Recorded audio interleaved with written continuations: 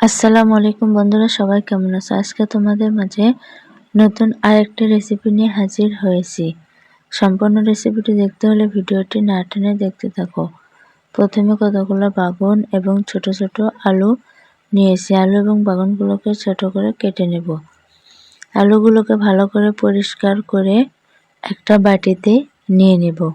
তারপর তার সাথে পরিমাণ মতো হলুদের গুঁড়া, জিরা গুঁড়া, ধনিয়া গুঁড়া,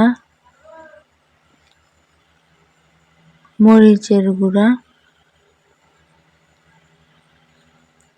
রসুন বাটা, পেঁয়াজ বাটা এবং স্বাদমতো লবণ দিয়ে দেব।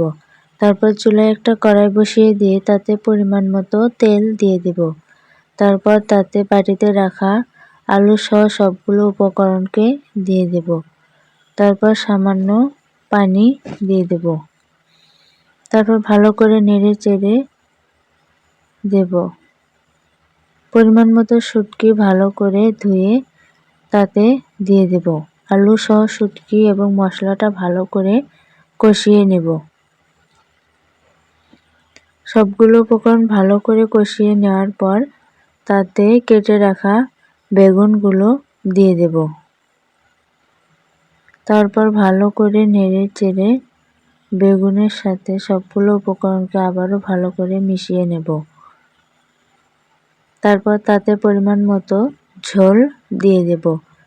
তারপর একটা ঢাকনা দিয়ে ঢেকে কিছুক্ষণ রান্না করে নেব।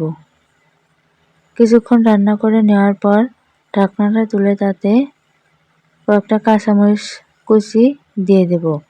তারপর নেড়ে চেড়ে আরও কিছুক্ষণ রান্না করে ঝোলটা কমিয়ে চুলা থেকে নামিয়ে নেব। আজকে এই পর্যন্তই। আগামীকাল নতুন আরেকটি রেসিপি দেখার আমন্ত্রণ রইল। সেই পর্যন্ত ভালো থাকবেন, সুস্থ থাকবেন। আল্লাহ হাফেজ।